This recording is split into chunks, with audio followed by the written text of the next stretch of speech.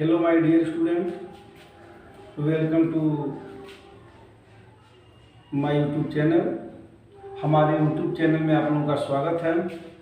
आइए आज आपको हम बताते हैं रासायनिक अभिक्रिया एवं रासायनिक समीकरण, chemical reaction and chemical equation. तो आइए सबसे पहले हम आपको रासायनिक अभिक्रिया के बारे में बताते हैं। रासायनिक अभिक्रिया, रासायनिक अभिक्रिया। रासायनिक अभिक्रिया है क्या? हमें जान लेना चाहिए कि पर्यावरण में, वायुमंडल में जो भी लगभग क्रियाएं होती हैं, रासायनिक परिवर्तन होता है, वह रासायनिक अभिक्रिया के ही दौरान होता है।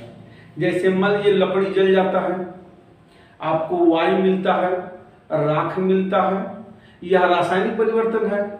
और रासायनिक परिवर्तन से ही रासायनिक अभिक्रिया का निर्माण होता है। हाइड्रोजन और ऑक्सीजन मिल जाता है, जल बन जाता है। तो अब हाइड्रोजन भी गैस है और ऑक्सीजन भी गैस है, दोनों मिलता है तो लिक्विड बनता है। तो यह एक रासायनिक परिवर्तन होता है, गैस से लिक्विड में बदल जाता है, और इसी को ही हम रासायनिक अभिक्रिया कहते हैं। तो रासायनिक अभिक्रिया की डिफिनेशन हम इस तरह से देंगे, परिभाषा हम इस तरह से देंगे, एक या एक से अधिक पदार्थ आपस में क्रिया करके अपने परमाणुओं का अपने परमाणुओं को पुनर्व्यवस्थित करके एक या एक से अधिक नए पदार्थ का निर्माण करते हैं। इस घटना को हम रासायनिक अभिक्रिया कहते हैं। यानी एक या एक से अधिक पदार्थ अपने परमाणुओं को पुनर्व्यवस्थित करके, मतलब उसी परमाणु को दूसरे व्यवस्था के रूप में व्यवस्थित करके एक या एक से अधिक पदार्थों का निर्माण करते हैं। उसे हम कहते हैं पदार्थों का निर्माण करते हैं। यह क्रिया, यह घटना रासायनिक अभिक्रिया कहलाती है। जैसे मान लीजिए हम कार्बन को ऑक्सीजन की उपस्थिति में जला दिए, यहां ऊष्मा दे दिए, ये बन गया कार्बन डाइऑक्साइड। यह रासायनिक अभिक्रिया है। यानी कार्बन को ऑक्सीजन की उपस्थिति में हम जला दिए, कार्बन डाइऑक्साइड का निर्माण हुआ। तो ये जो देख रहे हो, इसे ही हम रासायनिक अभिक्रिया कहते हैं। वायुमंडल में तमाम रासायनिक अभिक्रियाएं हैं। हाइड्रोजन को ऑक्सीजन के साथ हम क्रिया करा दिए तो जल का निर्माण हुआ, संगण को हम संतुलित कर लेते हैं।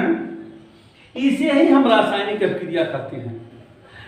तो एक या एक से, यहां पर दो पदार्थ हैं, एक पदार्थ भी हो सकता है। तो एक या एक से अधिक पदार्थ अपने परमाणुओं को पुनर्व्यवस्थित करके नए पदार्थों के निर्माण करने की घटना रासायनिक अभिक्रिया कहलाती है। अब आइए रासायनिक समीकरण। रासायनिक समीकरण, केमिकल इक्वेशन। रासायनिक समीकरण क्या है? रासायनिक समीकरण रासायनिक अभिक्रिया से ही मिला हुआ है। किसी भी रासायनिक अभिक्रिया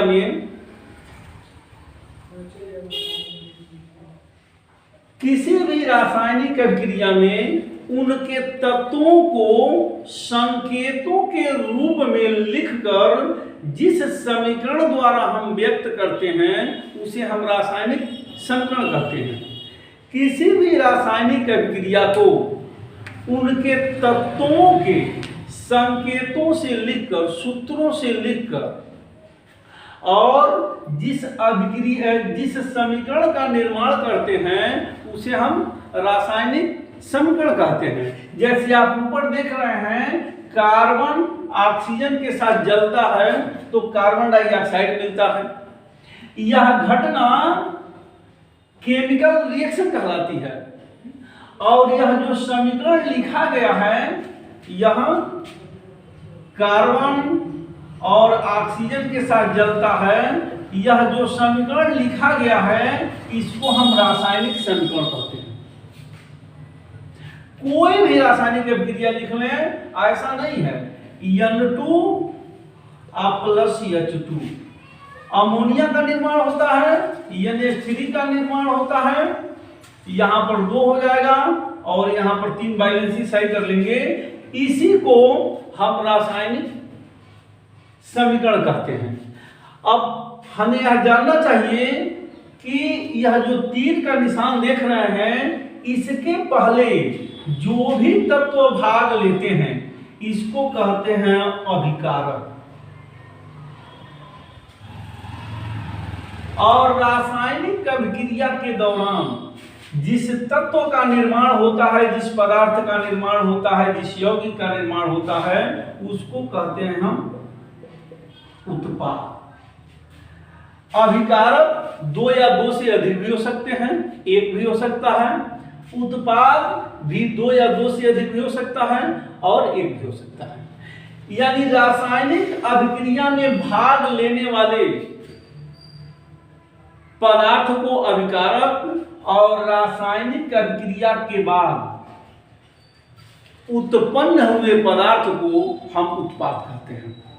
इस प्रकार आप रासायनिक अभिक्रिया, अभी उसकी परिभाषा हमने बताया है कि एक या एक से अधिक पदार्थ अपने परमाणुओं का पुनर्व्यवस्थित करके नए पदार्थ का निर्माण करता है। और यह जो घटना होती है, जो क्रिया होती है, वह रासायनिक अभिक्रिया कहलाती है। और रासायनिक समीकरण, रासायनिक अभिक्रिया में जो तत्व भाग लेते हैं, 2 या 2 से अधिक तत्व भाग लेते हैं और नए पदार्थ का निर्माण होता है, इनको संकेतों अथवा सूत्रों द्वारा जिस समीकरण में व्यक्त करते हैं उसे हम रासायनिक समीकरण कहते हैं। अब आइए हम आपको बताते हैं रासायनिक अभिक्रिया के प्रकार, काइंड ऑफ केमिकल रिएक्शन।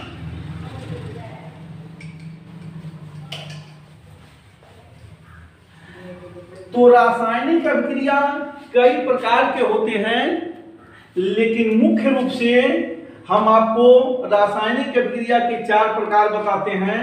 पहला है संयोजन या योगात्मक अभिक्रिया। पहला है संयोजन या योगात्मक अभिक्रिया। संयोजन या योगात्मक अभिक्रिया, ये पहला है। रासायनिक अभिक्रिया परीक्षा के दृष्टि से बहुत ही महत्वपूर्ण है। आप इसको ध्यान से सुने और समझें। संयोजन अथवा योगात्मक अभिक्रिया, संयोजन भी होता है जुड़ना, अथवा योगात्मक भी होता है इकट्ठा होना। जैसे मान लीजिए आप सवाल लगाते हैं 2 और 4 का योग पूछा जाता है, तो दोनों को जोड़ के इकट्ठा कर देते हैं।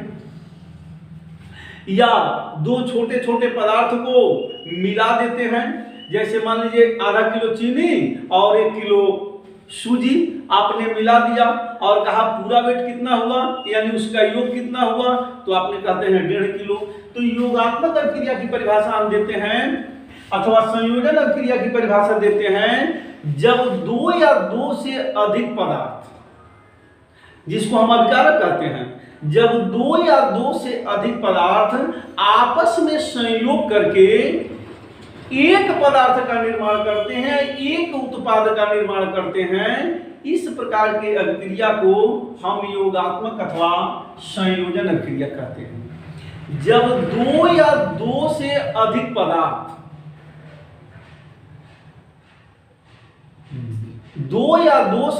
पदार्थ एकल उत्पाद का निर्माण करते हैं, उसको हम कहते हैं योगात्मक अभिक्रिया अथवा संयोजन अभिक्रिया। तो आइए हम देखते हैं, सल्फर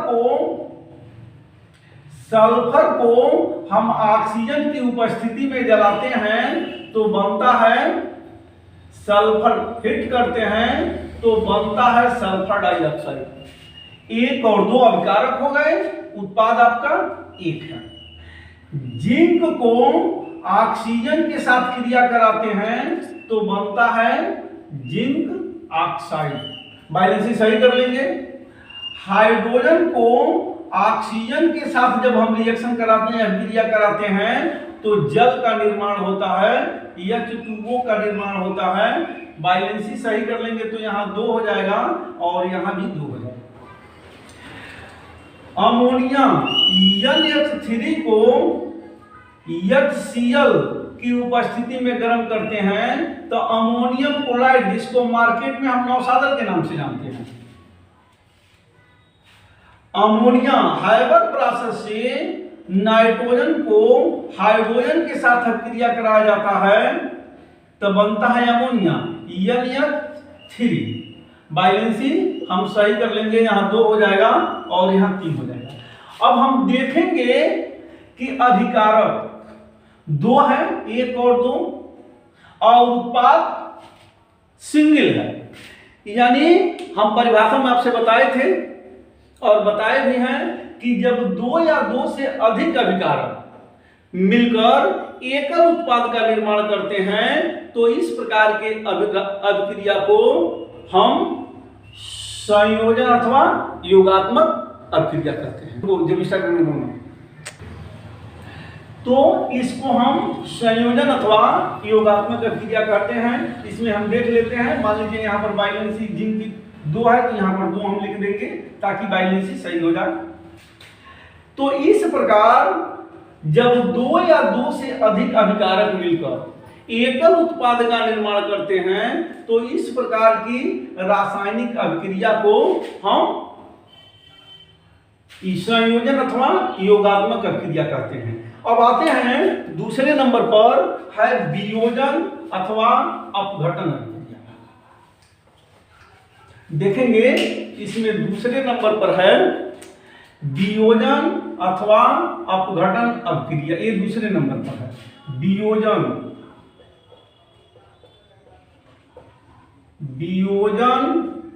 या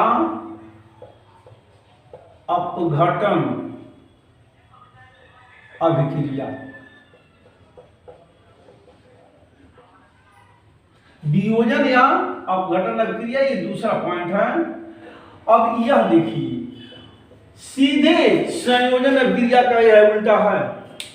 उसमें था 2 या 2 से अधिक अभिकारक मिलके एकल उत्पाद का निर्माण करते हैं, और वियोजन अभिक्रिया में यह है यदि एकल अभिकारक कोई एक पदार्थ रासायनिक अभिक्रिया के दौरान 2 या 2 से अधिक पदार्थों में विभक्त हो जाता है या 2 या 2 से अधिक उत्पाद का निर्माण करता है, इस प्रकार के अभिक्रिया को हम वियोजन या अपघटन अभिक्रिया कहते हैं। यानी जब एक अभिकारक रासायनिक अभिक्रिया के बाद 2 या 2 से अधिक उत्पाद का निर्माण करता है तो इस प्रकार के अभिक्रिया को हम वियोजन अभिक्रिया कहते हैं। जैसे मान लीजिए कैल्शियम कार्बोनेट CaCO3 को जब हम गर्म करते हैं तो ये बनता है कैल्शियम ऑक्साइड और प्लस कार्बन डाइऑक्साइड में टूट जाता है। नौसादर NH4Cl को जब हम गर्म करते हैं तो यह अमोनिया और प्लस HCl में टूट जाता है। अमोनिया NH3 को जब हम गर्म करते हैं तो यह नाइट्रोजन और प्लस हाइड्रोजन में यह टूट जाता है। तो इस प्रकार जब दो या दो से जब एक अभिकारक रासायनिक अभिक्रिया के दौरान दो या दो से अधिक उत्पाद का निर्माण करता है तो इस प्रकार की अभिक्रिया को वियोजन अथवा अपघटन कहते हैं। पोटेशियम क्लोरेट KClO3 यह ऑक्सीजन बनाने की प्रयोगशाला विधि है। KClO3 को जब हम मैग्नीज डाइऑक्साइड MnO2 उत्प्रेरक की उपस्थिति में जब हम गर्म करते हैं तब बनता है KCl प्लस O2। बैलेंसी सही कर लो, यहाँ पर 2 हो जाएगा, यहाँ पर 2 और यहाँ पर 3। अब हम देखेंगे अभिकारक 1 है और उत्पाद 2 है, यानी यह विखंडित हो जा रही है। एक तरह से समझिए विखंडन अभिक्रिया है। तो एक अभिकारक रासायनिक अभिक्रिया के बाद 2 या 2 से अधिक उत्पाद का निर्माण करता है। इस प्रकार के अभिक्रिया को हम वियोजन अथवा अपघटन अभिक्रिया कहते हैं। अब आते हैं हम तीसरे नंबर पर।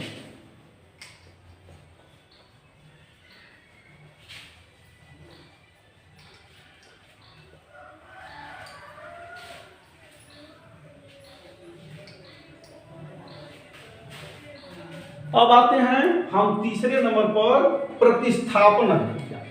ये देखिए तीसरा है प्रतिस्थापन या विस्थापन अभिक्रिया। तीसरा प्रतिस्थापन या विस्थापन अभिक्रिया। प्रतिस्थापन या विस्थापन अभिक्रिया, इस अभिक्रिया में एक पदार्थ दूसरे पदार्थ को प्रतिस्थापित कर देता है, उसके स्थान से हटा देता है। इस प्रकार की अभिक्रिया को जब किसी रासायनिक अभिक्रिया में एक पदार्थ एक तत्व दूसरे पदार्थ यानी दूसरे पदार्थ के यौगिक के विलयन से उसको विस्थापित कर देता है तो इस प्रकार के रासायनिक अभिक्रिया को हम विस्थापन या प्रतिस्थापन अभिक्रिया कहते हैं। यानी रासायनिक अभिक्रिया के दौरान कोई तत्व किसी पदार्थ के किसी यौगिक के विलयन से उस तत्व को प्रतिस्थापित कर देता है। इस प्रकार के रासायनिक अभिक्रिया को हम प्रतिस्थापन अभिक्रिया कहते हैं। जैसे कॉपर सल्फेट में CH4 कॉपर सल्फेट में जब हम जिंक डालते हैं तो जिंक कॉपर को प्रतिस्थापित कर देता है और बन जाता है ZnSO4 और प्लस C। इसी प्रकार यदि लोहे को Fe को कॉपर सल्फेट के विलयन में डाला जाता है तो बनता है FeSO4 और प्लस C। यानी इसमें जिंक इस कॉपर को प्रतिस्थापित कर दिया और इसमें फेरिक इस कॉपर को प्रतिस्थापित कर दिया। अगर जिंक को हम H2SO4 के विलयन में डालते हैं तो जिंक क्या करता है, इस H2 का स्थान ले लेता है और Zn यहां चला जाता है और H2 प्रतिस्थापित हो जाती है, यानी ZnSO4 और प्लस H2। इस प्रकार के रासायनिक अभिक्रिया को हम कहते हैं प्रतिस्थापन अभिक्रिया। जब हम सोडियम को Na को हम HCl में डालते हैं तो क्या करता है, यह सोडियम इसको प्रतिस्थापित कर देता है और बनाता है NaCl प्लस H2।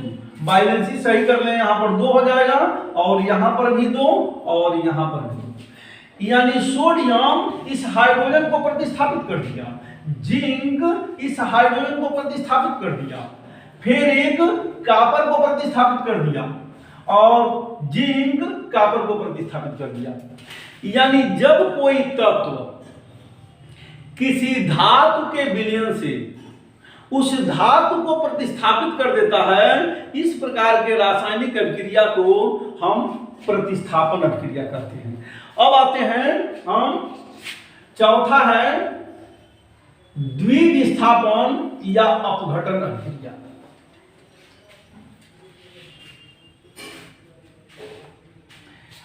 ये देखिए चौथा हमारा है द्विविस्थापन।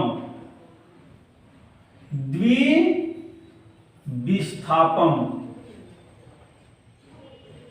या उभय अपघटन। उभय अपघटन अभिक्रिया। यहां पर देखिए द्विविस्थापन या उभय अपघटन अभिक्रिया। द्विविस्थापन अथवा उभय अपघटन अभिक्रिया में आयनों का अदला बदली होता है और इसका धन आयन उसके ऋण आयन पर और उसका ऋण आयन उसके धन आयन पर हो जाता है। आयनों का अदला बदली होता है। तो इस प्रकार की अभिक्रिया को, यानी जब किसी रासायनिक अभिक्रिया में यौगिक के आयनों का अदला बदली हो जाए, यानी यौगिक के आयन एक दूसरे से बदल जाए, तो इस प्रकार की रासायनिक अभिक्रिया को हम द्विविस्थापन अभिक्रिया कहते हैं। यानी द्विविस्थापन अभिक्रिया में यौगिक के आयनों का अदला बदली हो जाता है। जैसे मान लीजिए